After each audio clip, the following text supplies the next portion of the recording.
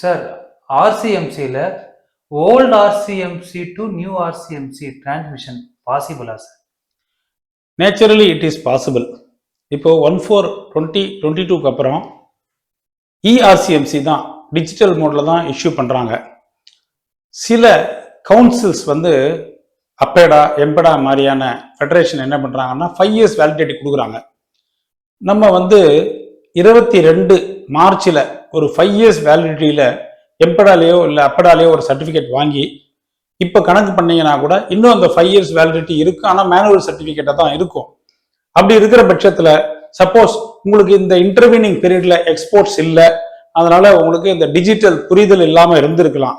அப்போ நீங்க என்ன பண்ணணும்னா மேனுவல் சர்டிஃபிகேட்டை அப்படியே நீங்க டிஜிட்டலா மாற்ற முடியும்னா அந்த பர்டிகுலர் கவுன்சில்ல ஒரு request either by way of representation through email or written request கொடுத்து அதை டிஜிஎஃப்டி போர்ட்டல்ல இன்டகிரேஷன் ஆகிறதுக்கு உண்டான வழியை நம்ம வழி செஞ்சு வச்சுக்கணும். சார், ஆர்சிஎம்சியில் அமெண்ட்மெண்ட் பாசிபிளா? Amendment is possible. Some councils or federation வந்து இது வந்து ஃப்ரீயாகவும் பண்ணித்தரலாம், இல்லை அமெண்ட்மெண்ட்டுக்கு உரிய சார்ஜஸையும் சார்ஜ் பண்ணுவாங்க.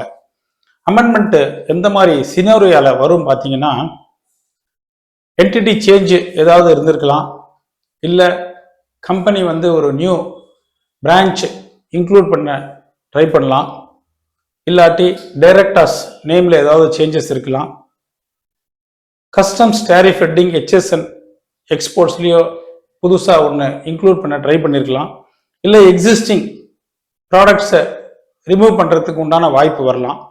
At any point of time amendment is possible sir. Sir, ஆர்சிஎம்சியோடைய ஃபீஸ் ஸ்ட்ரக்சர் அதை பற்றி கொஞ்சம் சொல்லுங்கள் சார். ஃபீஸ் ஸ்ட்ரக்சர் பொறுத்த வரைக்கும் எல்லா கவுன்சிலுமே யூனிஃபார்மாக வாங்க மாட்டாங்க. ஒவ்வொருத்தருக்கு ஒரு நார்ம்ஸு ப்ளஸ் அவங்களுக்குன்னு ஒரு டேரிஃப் ஃபிக்ஸ் பண்ணியிருப்பாங்க.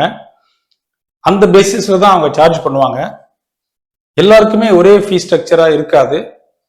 Especially FOB past historical exports எதாவது இருந்தால் அதை பேஸ் பண்ணி தான் நியூ என்ட்ரன்ஸுக்கு ஒரு சார்ஜஸை ஃபிக்ஸ் பண்ணுவாங்க.